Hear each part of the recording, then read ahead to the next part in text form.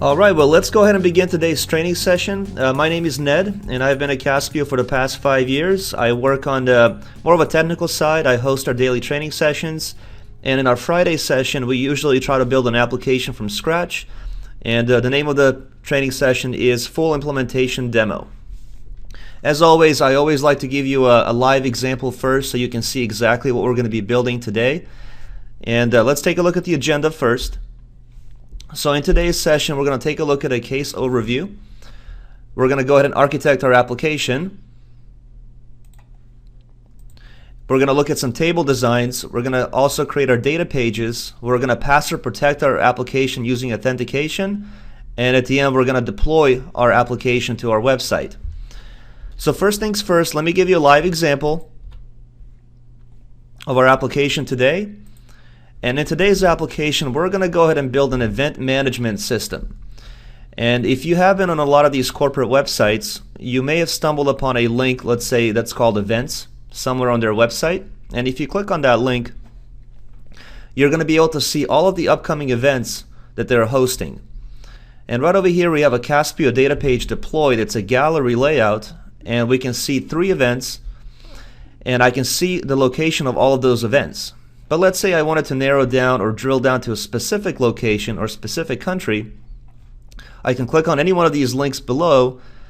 Let's say I click on Germany, and that's going to filter the report just for that specific country. And then what you can do is you can click on the details link, and in the details page you can see additional information about this event. You can see the address, you can see the date of the event, and a brief description along with the image.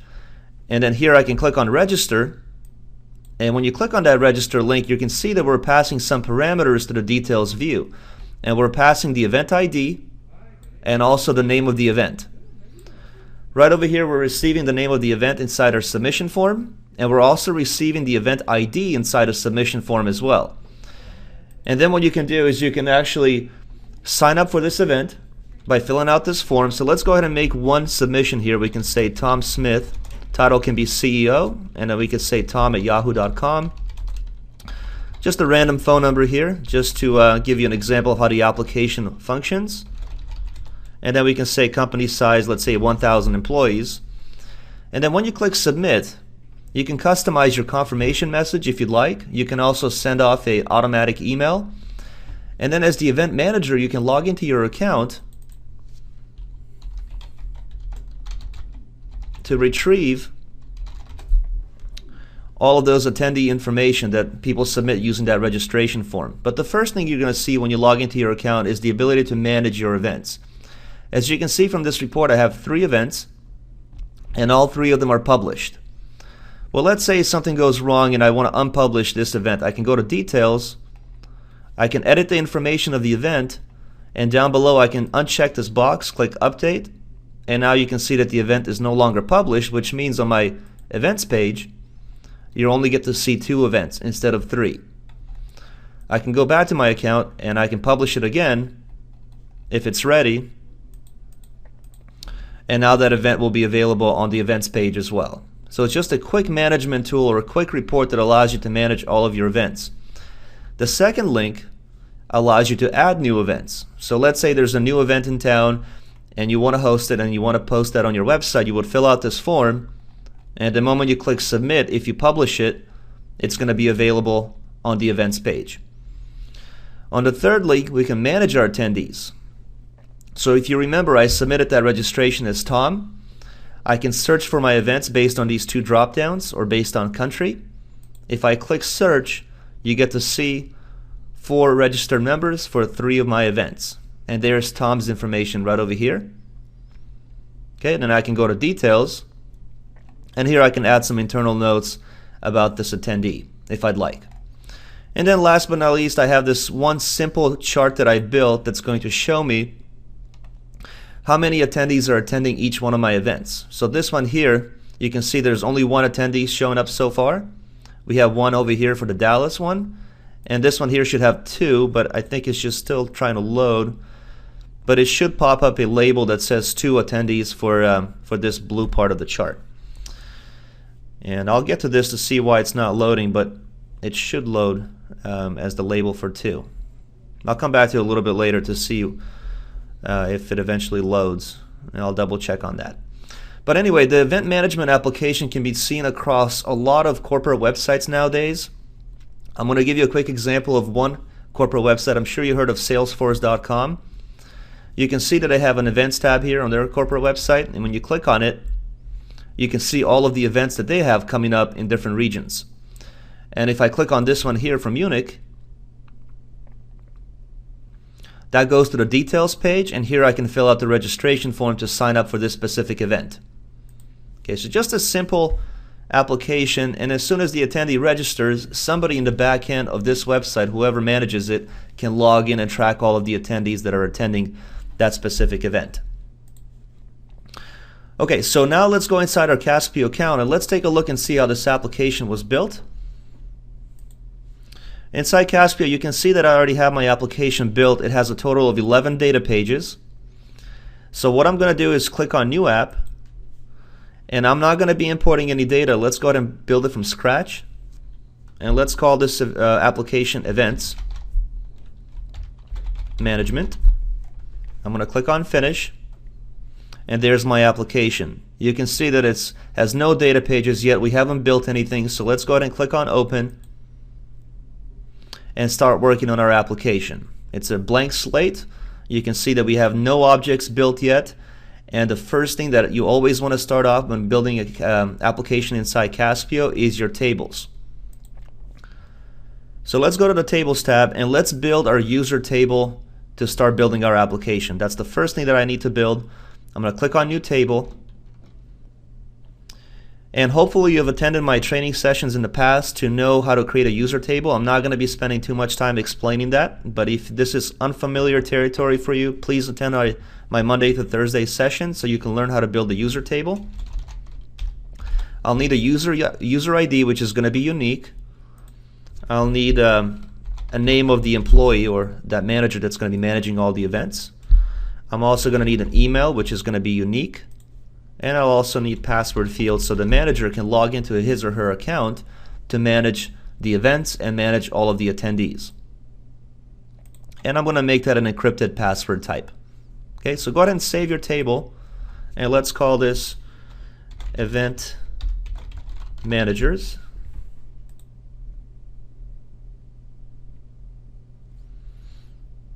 And there's my first table. I'm quickly going to click on Open so I can add one manager directly inside my table. I'll say john@events.com. Sorry, that's a name, so let's make it John Smith. And then email can be john@events.com.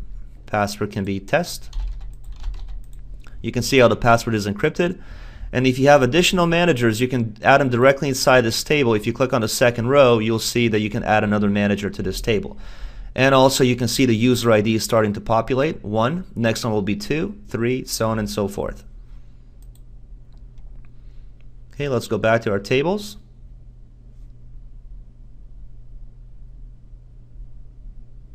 Okay, so there's my one table. So right away I can create my login screen for my managers. I don't have to build anything else yet. I can go to my authentications directly, and I can build my authentication as my login screen that I'll later on use to apply to my data pages. And I'm going to base that on the Event Managers table, the one that we just created. We're going to use the custom login and recommended option. And you can see I'm just going to rename my label to say email. And then we have the password field as well. So down below I'm going to click on Create, and I'm going to call this Manager Authentication. Click Finish. And there's my login screen that later on we're going to be applying to our data pages. Okay. So the next thing that I can build now is if I go back to my tables, we have that user table, but we also need an additional table to post our events. So the manager, when they log into their account, they can submit that form to post a new event. So what we're going to need is a new table, and right away I need some kind of an event ID that's going to be associated with each one of my events. I need to make that unique, and then we're going to list all the fields pertaining to our events. So for example, event name, event description, I'll make that a text 64,000 field. Event date. And then we can have address, city, state, and zip. All of those traditional fields, city, state, zip. I also want country because later on I want to filter based on the country field. So if I wanted to just find those specific events in that country, I can filter based on that field. And also, last but not least, I'm going to add status, which I'm going to make a yes and no field as a checkbox, so the manager can publish and unpublish each one of the events. Okay, when you're done adding all of your fields, you can go ahead and click on Save now, and let's call this Events Table. I already have that name used in a different application, so let's just add an underscore here. And there are my two tables. So now I have two tables set up, and I have an authentication built to password protect my application. So now we can go to data pages and we can start working on our forms and reports because we have enough tables to be able to begin working on our application. So let's go to data pages. And again, the first thing that I like to do is build my folders so I can stay organized inside my account. So I'll build a folder for all of my public data pages that are not going to be password protected. And I'm also going to build a folder for all of my internal, or let's say it, manager data pages. Okay, so let's see, let's think about this from the workflow perspective. What can I build first based on my tables? Well, I know I have an event table, which means I should be able to build a submission form for the manager to be able to add an event. So I'm going to click on my open link to open up my folder, and then I'm going to build a new data page. And in order for the manager to be able to submit an event, I need to use a submission form to input that record inside my table. So we'll use submission form, click next, and that needs to be based on the events table that we just built. And this is where you link your table to your form or your data page. So let's go with the events table. And let's call this data page add new event. And let's see, we don't need to make any more changes as far as style, localization, and advanced options, but I am going to password protect this form based on that manager authentication that we built. Okay, so remember, we created this authentication in order to password protect our form. And you'll see how that works in just a second. So you apply the authentication, you go through the wizard, so we're going to click next. I would like to have all of my fields in my submission form, so you drag all the fields to the right. And just so everyone knows, you can see in the live example, add new event, this is the form that we're building right now. Okay, so here is the form. And I did forget to add one more field, which is the image field. So I'll go back to my table and add that field. You can see that I don't have my image field inside my table yet. So let's click next. And now let's configure our fields. You should know by now that in the tables you can set up the auto number, which is that sequential 1, 2, 3, 4 unique ID. But in the data page wizard, you can also create IDs. Instead of a text field where you manually type in that ID, you can have an auto value. And the auto value, you can set the length of your ID anywhere from 6 to 12 characters. The longer it is, the more secure it is. Less chances of somebody being able to break that ID inside the URL when you're passing it as a parameter. So let's go with 12. And we're going to have that be a mix of both characters and digits and uppercase and lowercase as our ID. And you will see how that ID is going to be stored inside our table later on. Event name, I'll make that a required field. Description, we can make that a text area. Event date, let's have that be a calendar pop-up. And there is one more thing I'd like to change inside my table. You can see that my event date, I made it a text 255, but really this should be a date and time field. So I'll go back to my table and make those changes. Then we have the address field, city, state, zip, country, and then status, which is going to be a checkbox. I'd like to say something like check to publish event, which means you can see in the form at the bottom, check to publish event. If I check this, it's going to be live. Okay, so let's go ahead and click on finish. And here's my first form. I can preview it. And you can see that it has a login screen applied. because we created that authentication and we applied that authentication to our submission form. Now, before I deploy this to my web page, I want to make those few additional changes. So let's go back to tables. Let's click on the design mode for our events table. And I'm going to add an event image field that I forgot to add earlier. And this, I'm going to make it a file field instead of this other type of data type. And I'm just going to move this one up a little bit, maybe above status. And also for my event date field, I'm going to make this a date and time data type. So it's not a text field, it's an actual date and time inside a table. So click on save.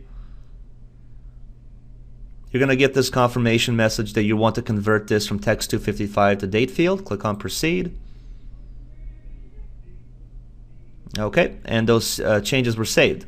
So now let's go to our data pages. Because I made those changes here in my table, I have to go back to my data pages and I have to edit my form again. So click on edit. And let's go through the screen. You can see that because I made that change from text 255 to a date field.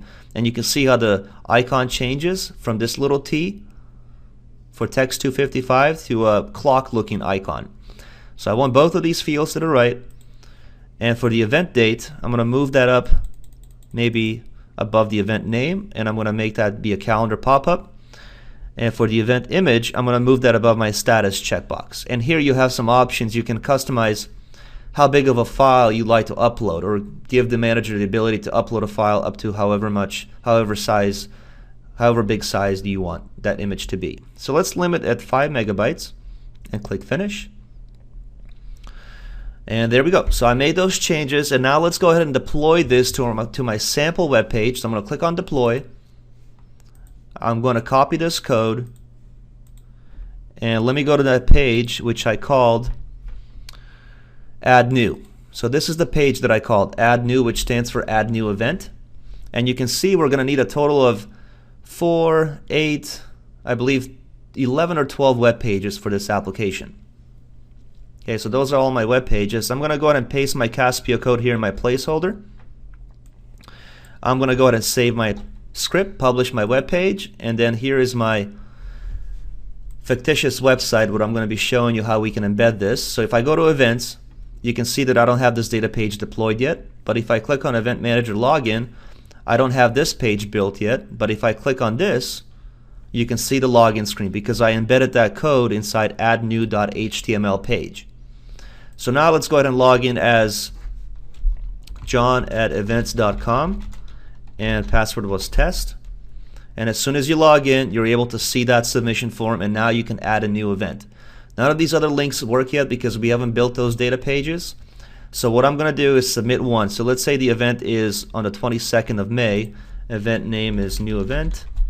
Description, here is some random description. We'll say address can be, we'll use this one here. Oops. And we'll say country United States. And I'm just going to add a random image here, but you can apply any image that pertains to your event. Let me see if I can find an image here on my desktop. I think I should have one. I may have deleted it. I don't have an image, so let's do this really quickly. Let's go to Google and let's just find that image. I want to show you how the image displays. So let's find an event image. And let's go to images. And all I'm going to do is just save this image to my desktop. Let's call this event image.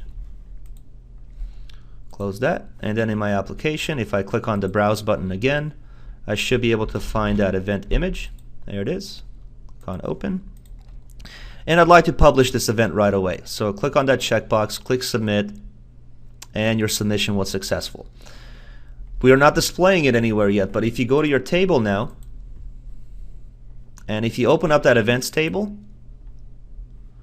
now you get to see that unique ID, which is 12 characters, and you can see how it's a mix and match of both numerical values, text, and characters, lower and uppercase. And this is a specific unique ID for this event that we just added to our table. So you see the difference now between, if I go to table design, you can see that the events or the IDs in this case, can be made as text 255. You have to make sure it's unique. And in a data page wizard, you can set up your own unique ID. But if you look at my other table for users,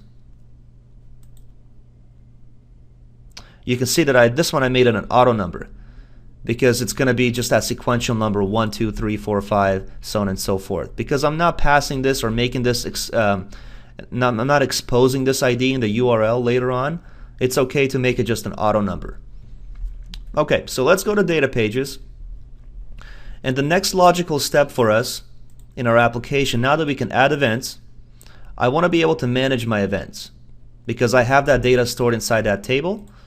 Let's go to our manager data page or folder and click on new data page. And this time let's select the report. We're going to go with the tabular format. Click next. And let's select our events table. We're going to call this manage events. And of course we have to restrict access based on the manager authentication because that's going to be password protected. I'm not going to create a search form, even though you can if you're looking to search for your events if you'd like. I'm just going to filter and just show the events. I also don't need to set up any kind of record level security because we're not filtering the data based on my events. As a manager, and in this case we only have one user, they should be able to see all the events. We're going to skip the filtering step. We don't need to filter our data. And on the results page, I'd like to be able to show the event name, date, address, image can be in the details page, and then I also want the status checkbox inside my results page. Okay, so I'm not going to make too many changes here other than the status checkbox, and the reason why is because instead of seeing a yes and no, you can see in my live example that I'm seeing published or unpublished. So you can customize the checkbox. And you have to do that by clicking on Edit. You go to Custom. And for yes and no display, you're going to do Custom, which means that if it's a yes, I want that to say published. And if it's a no, unpublished. And then if it's a yes, you can also apply a color. So let's have that be a green color. And then if it's a no, I'll make that a red color so it stands out. And click OK. And you can see the formatting has changed now inside the results page for that checkbox. Click Next. Let's have the ability to delete events. As a manager, I should be able to do that. Let's enable the details page. And in the details page, I can show all the data if I'd like. Okay. And now you can just customize all of your fields here in the details page. I'm not going to change the event ID. We're going to keep that display only. But as a manager, I should be able to change the event name. I should be able to change the description and the rest of these fields if I need to make any modifications while I'm managing all of the events. So I'm just going to do this really quickly. And for the image, you can see it's display only. Well, I actually want that to be a file type. I want to display it as an image, and I want to set the width to, let's say, 250 pixels. And I don't want to change the height because if you apply 250 by 250, and let's say your image is rectangular, it's going to skew the image. It's not going to look proportionate. So we usually just leave one field blank. That way it maintains the exact parameters of the image when it was first uploaded. And then for the status, here you can have this be a checkbox, and you can say check to publish event. And then click Finish. And here's our report. So let's go ahead and deploy this report now to our web page. Let's copy the code, and I call that web page Manage Events. Okay, so let me go to my HTML. Let me pull up that Manage Events page. Manage Events, here it is. And there's my placeholder. I'm going to paste my code and refresh. All right, and as you can see, we have only added one event. That's why we're able to see just one event here inside our report. So now that we have this report built, I know that I can build a public-facing report that's going to display all of my events. Okay, so let's go ahead and go back to our data pages, and this time we're going to work on the public data page because as you can see, this data page is not password protected. It's public-facing. All right, so let's go to our public folder here, and let's build our next data page. And we're going to build a report, but instead of tabular, I think gallery looks nice with images. So let's use a gallery format. Click next. This needs to be based on the events table because that's where all the events are. And let's say this is called view events. You are going to have to enable advanced options, and you are going to have to enable parameters initially here, and you're going to see how this comes into play later on. Let me give you a live example first. So when I click on the details view, you're going to be passing parameters by clicking on this registered button. Okay, and if you look in the bottom left hand corner of my screen, as I taught you in the prior sessions, you can see we're passing EID, which is the event ID. That's that long 12-digit number. And then we're also passing the name of this event to our submission form. Okay, so let's go back to our account and just make sure you enable both of these checkboxes. Again, we're not password protecting, so you can leave this unchecked. You can build a search form if you'd like. I don't think it's necessary. We're just going to filter our events, and we're going to select both of these here. It's always best practice that if you're filtering data, just check this and select the second radio button. That way you don't have to go backwards again and re-enable it if you need to. And let's see, do we want to filter based on anything? Well, that's yes. The answer is yes. We want to filter based on that status checkbox now, if it's published or not published. So we're going to include that to the right. And if the value is checked, this event will be displayed on our report. But if the manager decides to uncheck it, it's not going to be displayed because this is looking up all of the ones that are checked for status and filtering of our data. And then on the results page, so let's see, what do I have on my results page here? Let me go back. I have the image first, then I have the information, event date, address, and country. So let's see here, we have the image, we have the event name. Description is a little bit lengthy. We usually keep that in the details page. Event date, address, city, state, and country. So these are all going to be for the results page. Click next. For the event image, I want that to be displayed as image, and I want width set to maybe let's have it 170, and we'll see what that looks like later. Then you have event name, you have event date, address, city, state, and all the other fields. We're not going to modify those. We're going to click next. Here you have the ability to display how many columns you would like to have in your grid layout. You can see that in my application I have 2 columns. Okay, so I have a 2 by 24 here. So 24 records, so that'll be 2 by 12. Okay, so let's keep it at 2. Click next. And would you like to enable a details page? Yes, I would like to enable a details page. And in the details page, I'd like to say event name. Actually, the first thing I'd like to display is the image, then the event name, description, date, and all the other fields as well, except for these 2 fields. Okay, let's click next. And as far as the image, this is going to be display only as an image, and I want this image to be a little bit bigger, so let's make it 350 pixels as displayed. And now you can see that I have a few more things inside this details page. So this is my details view. You can see the image is bigger, but I also have this button here to pass those parameters to our submission form, and I'm passing name and event ID.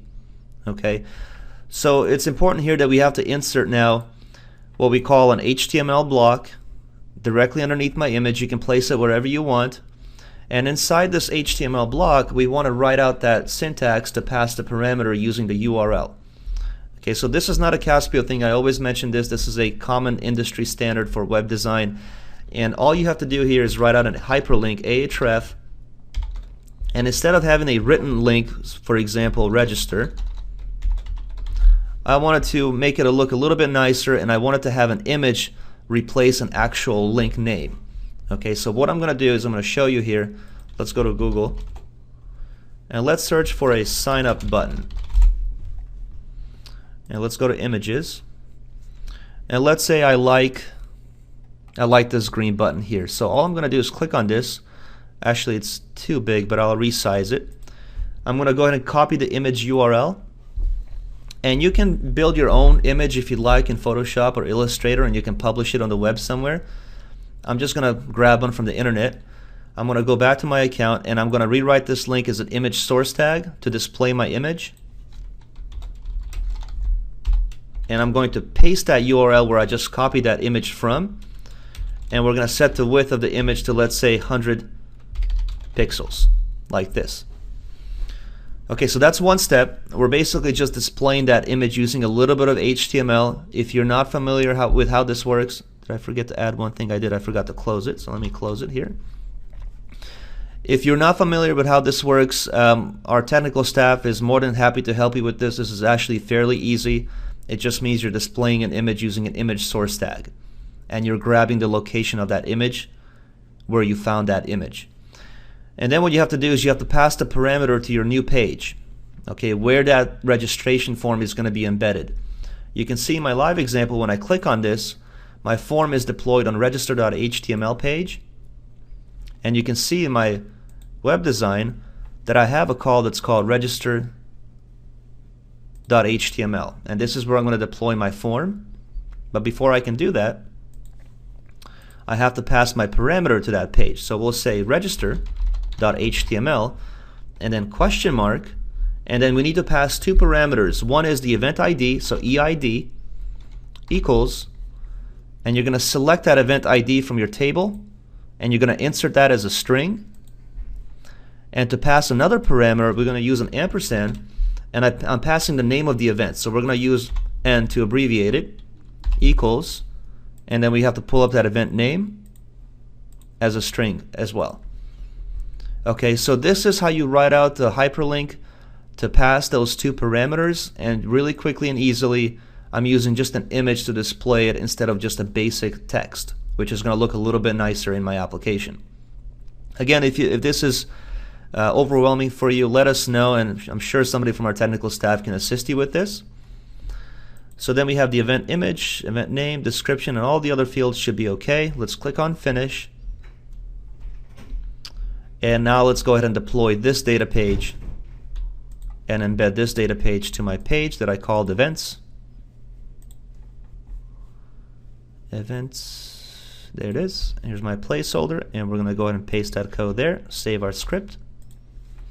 And now when you refresh your page, where's my live example? Right over here, you can see that there's nothing here, but when I refresh now, you get to see that one event. And now what's left is for you just to customize how everything is displayed inside this grid layout or inside this box. Okay, but let's just make sure that it's working correctly, because we have that status field that's filtering what's displayed and what's not displayed. If I log in as the manager, and let's say I go to details and I unpublish this event and click update, so it's not published anymore, so that means on my website there should be no records found. Okay, so there are no upcoming events coming up. So let's go back to our account now, and let's publish this one more time and click update. Okay, make sure that it's live, and it is. So now everybody should be able to see it. So you can now see that we have one country, we have a field that's called country down below, and we can see that this is filtering based on United States. But this main data page here is filtering just based on the status checkbox. I'm now going to show you how you can filter just based on country. As you can see in my web page, I have a page that's called us.html. Okay, so if I click on that US link, you can see that there's a placeholder here, but I don't have my data page deployed. So now what I want to show you is how you can build that data page to filter based on status and also based on the country field. So here's my view events page. I don't have to rebuild my entire data page again. All I have to do now is click on more and copy this data page, and I'm going to call this view US events and save. Okay, so there's my second data page, and now I just have to modify it a little bit by clicking on edit.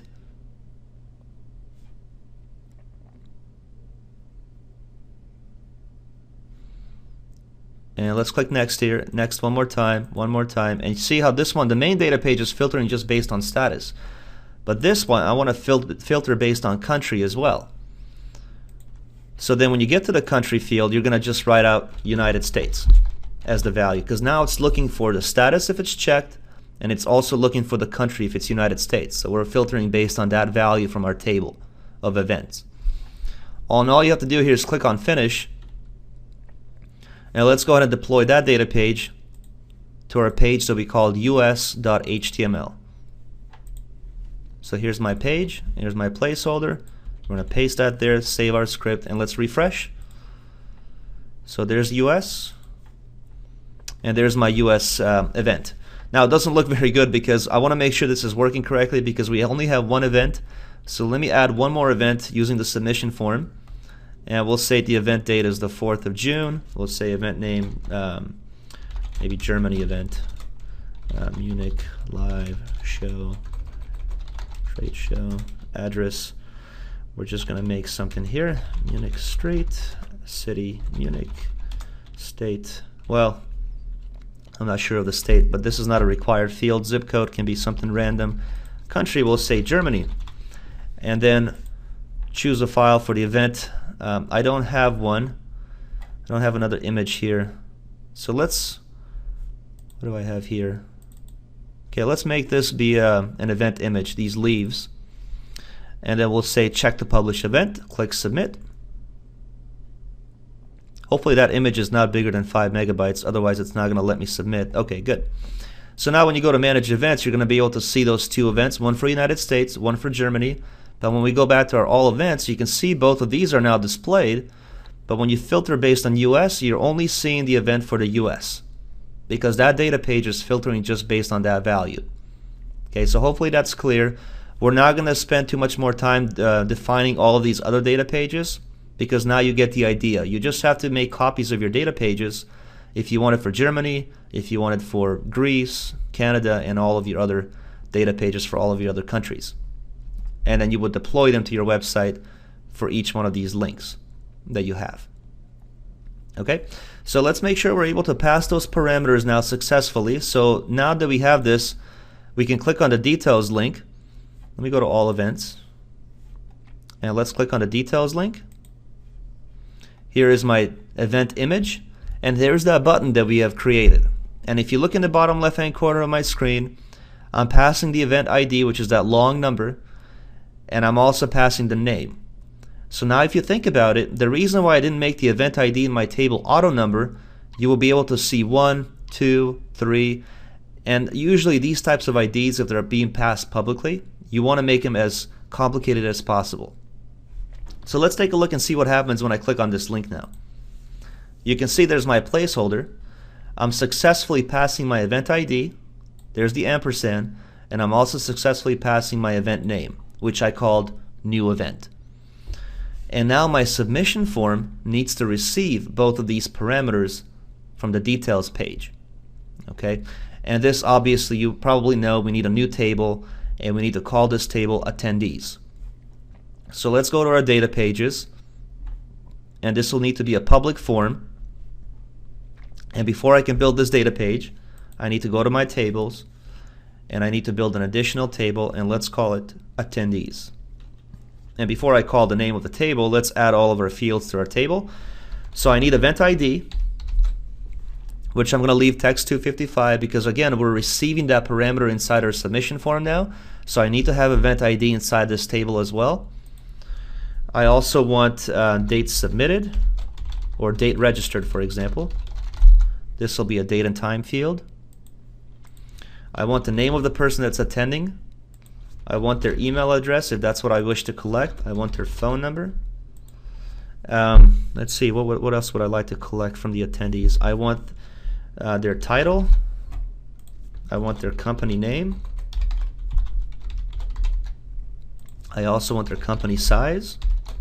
So again, as an event organizer, you'd like to know as much information about your attendees as possible, right? So you want to collect any demographic you can pertaining to where they're coming from.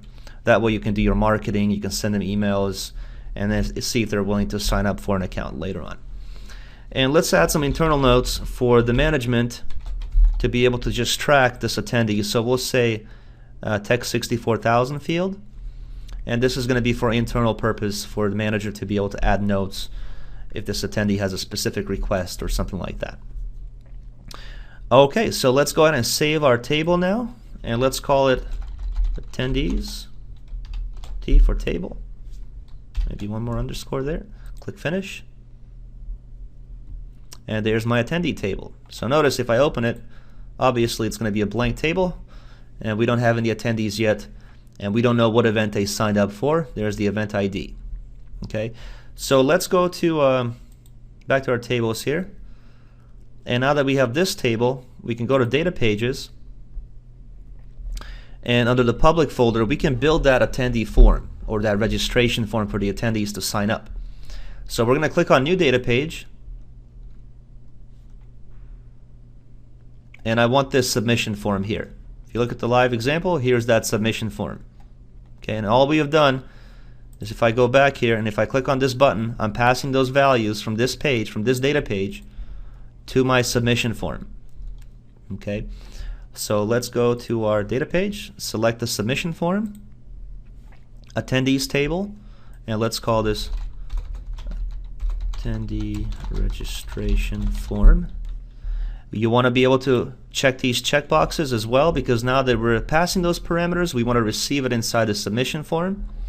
You're not going to restrict access, and then you want all of your fields except for this last one. This is for internal notes, so I want all my fields except for this one. Let's click next. Okay, so the event ID, usually I would make this hidden, okay, because the user doesn't need to see the event ID. Okay, but I'm going to leave that exposed for now, so to make sure that we're able to receive that parameter correctly. In the Advanced tab, you're going to receive that value externally through the URL, and then you're going to call this the same way you did inside that hyperlink that we created, EID, which is event ID. So this naming convention has to be the same as from the details page. Okay, so if you look at the live example, if I go back and if I roll over this button, you see that we called that EID, and we also have a little n for name. Okay, so just make sure in the wizard here on the submission form you name it the same way. I'm also going to insert an HTML block here. Let's insert a header and footer, and inside the header, which is going to appear above my form, I want to show the event name, because as you can see in the live example, because I'm passing that parameter name, I'm displaying the name here in my submission form, World Tour Dallas. If I go back a few steps, if I go to this one here, for example, DI Cloud Computing, and if I click on register, you can see that I'm passing the name to the registration form. So that means that in my header up here, we can say register for, and then manually you have to add the parameter little n, because we passed it as little n. Now we need to receive it as little n inside my header of my data page, and this is going to display the name of the event. Okay, and the rest of these fields now you can modify them. Date registered, we can make this a timestamp, so it's a hidden field, so the manager can see what date and time they registered. Name can be required, email can be required. It's up to you which fields you'd like to make required here. Title, company name, and size. Of course, there's plenty of ways to slice and dice your forms and reports. For example, company size, you can make this a drop down instead of a text field. So it's really up to you how you define your fields. Let's click finish. And now let's go ahead and deploy our form to a page that I called register.html. So register.html. So here's my placeholder. I'm going to go ahead and paste my code. And let's go to our live example. And I'm going to go ahead and start from the beginning. So we have our events. I can click on details. And the event name is called new event. So if I click on sign up now, I have to refresh this page as well. Okay, so you can see register for new event. So I passed the name using the URL, new event, and I received it inside this form, and I'm displaying it because I use that manual writing to receive the parameter, and I'm also receiving the event ID. As you can see, I left that field exposed so you guys can see that we're correctly passing this ID from the details page onto my form, which is the event ID. And you can see it's the same number as up here. Okay, so now when you fill this out, you can say Mary Jones, email mary@google.com, phone number, title president, company name Google, and we have 1 billion people working for Google, like 1 million, and then you click submit, and there's your submission was successful. But now when I log in as a manager, you'll see that I don't have my data page built yet to be able to manage my attendees or be able to see a total number of attendees that are attending. So far we can only add events and we can manage our events. Okay, so I want to talk to you about views now a little bit here. because if you look at both of my tables, and if you look at the attendee table, we have all the attendee information, okay? And we also have this event ID. But how do I know what event this is? I can't just tell based on this event ID. So then I have another table that's called, obviously it's called events. So if I open this table, you can see we have that same ID as from our attendee table, and we have the event information. But as a manager, I want to be able to see what attendees are signing up for what events, and this is not enough information here. So in that case, because we have that joining field, event ID from both tables, and we have a value that's linking them together, this is the linked ID, now I can go to views and I can combine those two tables together. So we click on new view, and we're going to call this events and attendees for a view. Actually, let's call it view. And then the two tables that I'll need to join together into a view is the attendees table and the events table, because that's all the information that I'm really that I really want to know as a manager. I don't need to know the event manager's information. That's our user table. So we click next, and on this screen is where you're going to link those two tables together. And you can see when you click on the first drop down, you have all of the fields from your attendees table, and you have all of the fields from your events table. And you can see that the unique field that's joining both of those tables together is the event ID. So we select the event ID from the attendees table and the event ID from the events table. Click on the plus icon, and that's going to create an inner join. We click next, and now you can see that our view is going to display all of the fields from both of those tables. Okay? And we're going to click on finish. And if our view was built correctly, we're going to see just one record. So when I click on open, you get to see one record. That attendee, based on the event ID, we can see all the attendee information, but we can also see all the event information as well from both of those tables, because we created that view. Okay, so now we can go to data pages, which is pretty cool. Here in the data page wizard, for the manager folder, I can build a report that's going to display all the attendees that are attending each event. Okay, so let's build that data page. And of course we need a report layout, tabular format. And now you can see that we have our tables, but we also have availability to that view, or access to that view that we just built. So I'm going to select the view, and I'm going to call this Manage Attendees Report. And you want to restrict access based on the manager authentication, because that needs to be password protected. And I want the search form. If you look at my live example, I have these two fields to be able to filter my data on. So I can filter based on event name, and I can also filter based on country. So I want the search form, and the two fields that I'm searching on is the event name. So let's find event name, and let's find that country field, which I think is right over here. But you can see how you have access to both tables. So if you wanted to filter your data from more information than just one table, you have access to all of your fields now because we created that view. Click next. And you can see that my label now is has a different name. It's a little bit longer, but this is what happens when you create when you combine two tables together into a view. It carries the labels from both tables, unfortunately. So all you have to do is just make some minor modification here. You can say event name, just remove the beginning part of the label. And instead of text field, I made that a drop down. And instead of just custom values and lookup table, I want both options. Custom values and lookup table. And the first thing that I want to say is search all. Of course, we're going to delete the value because you're not really searching for this as the value. And then the lookup table is going to select the event name, which I want that to be derived from my events table. And I want the event name because that's where all the events are, from that table. And then for my second field, country, I also want that to be a drop down. And I want both. Search all, delete the value, and again from the events table we select the country field. Okay, so not from the view but from the table, because the view is going to have limited information, but your actual table is going to have all of that information inside it. So you click next now, And now on the results page, what would you like to display? Let me look at my live example here. So click search. So I can see that I'm grouping based on event name. So that's my first field that I have. And I have some information about the attendees. So I want the event name. And I want some attendee information here. So I want the attendee's name, their email, their phone number, maybe title. And I think that's it for now. Maybe date registered. But of course you can include as many fields as you like because you have access to all those fields now. Let's click next. And now I'm going to go ahead and enable my grouping based on this field, event name.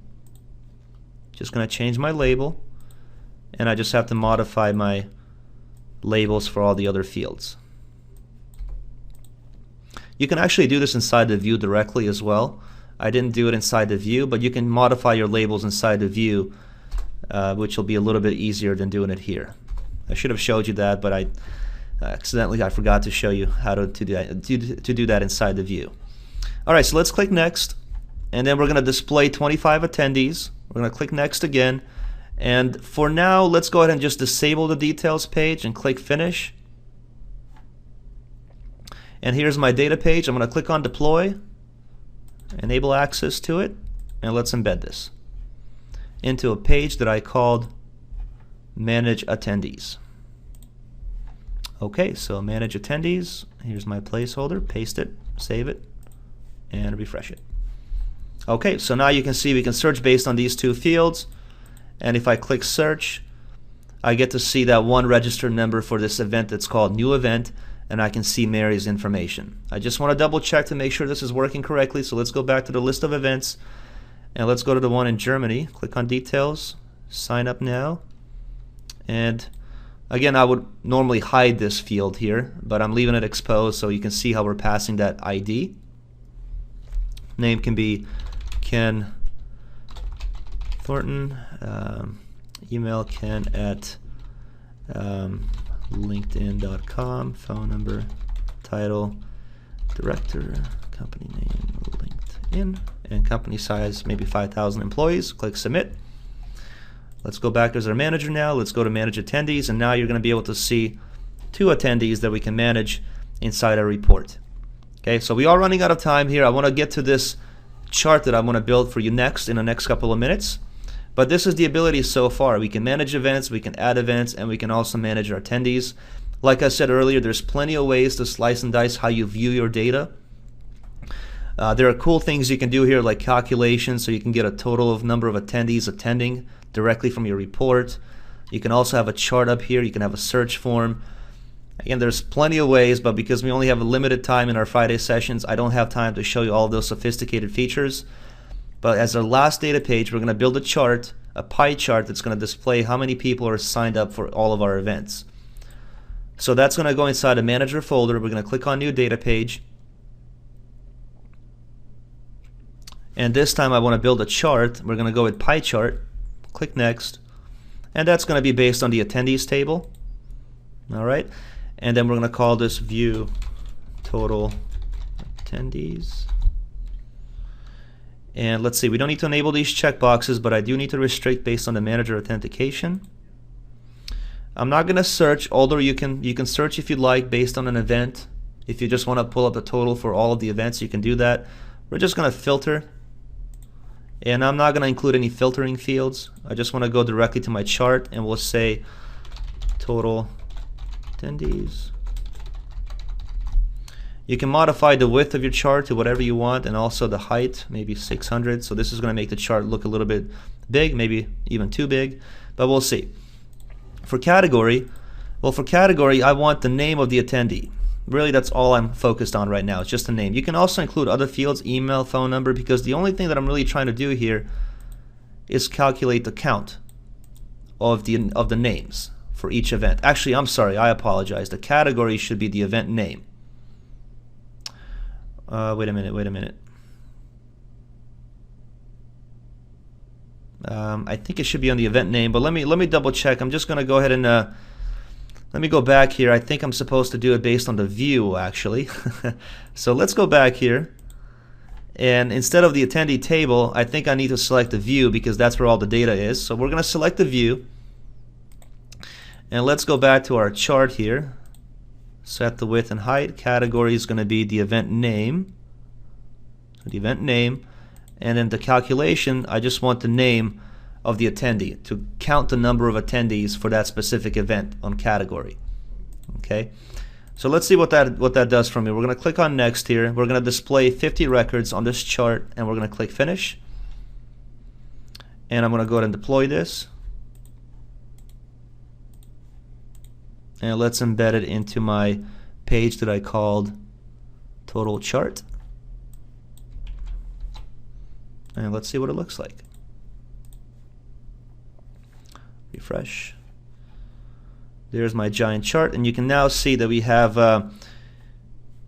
one attendee for this event, and I'm going to double check on this why it's not giving me a label for this one as well. Maybe I'm making a mistake somewhere in the wizard, but I can see that one attendee for this event, but for the Germany event, it should also pop up a label here to show me and display me that the label for the Germany event, how many attendees. But although I'm not able to see it here, let me see if I'm making a mistake maybe somewhere in the chart.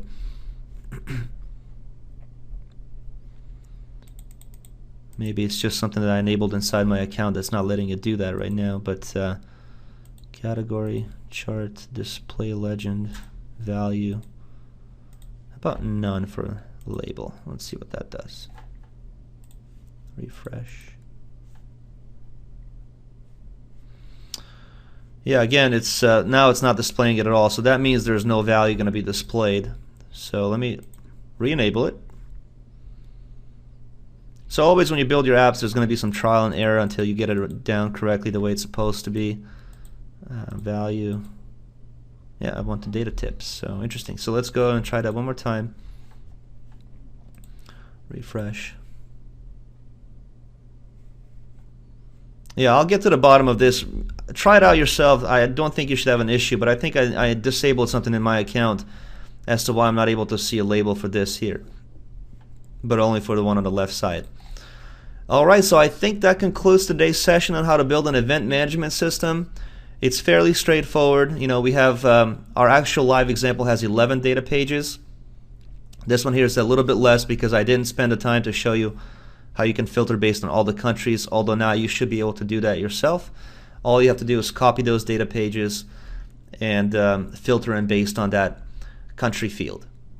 Alright, so I'm going to leave some time now. We have about 10 minutes for any questions. And go ahead and let me know if I can help you out with anything that pertains to this application or anything else you might be interested in. Hey, Mike.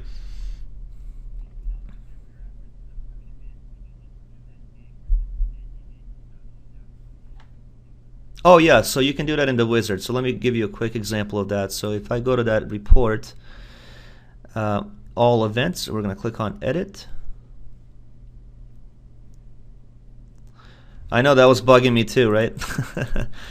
So here in the results page under event name or also event image, you can remove the label also for the event name.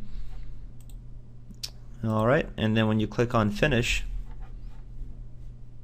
refresh, you can see how it removes the label and now it's nicely aligned with the rest of the data. But you can remove the label for all of those fields if you'd like. You can also customize this to how you wish to position your fields, if you wanted multiple columns or if you wanted to display differently. So that's the way you would set it up.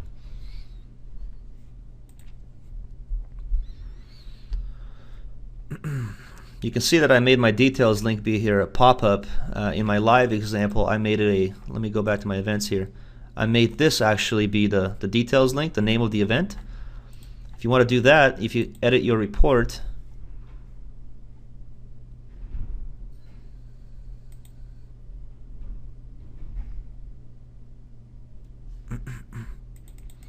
so once you get to this page here, when you get to enable details page, you can just say I want the specific data field event name to be my details link instead of creating that details link that's a pop-up. So click finish, refresh, and now you can see that we no longer have that pop-up, but this link here is now the details link, this name. Okay, so you can enable specific ones. You can also disable this sorting if you want to. And you can disable that too from the data page wizard.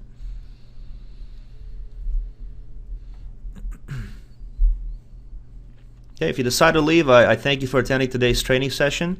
This will be available later on, on our knowledge base if you want to watch it again. So we are going to have that available for if you have any additional questions.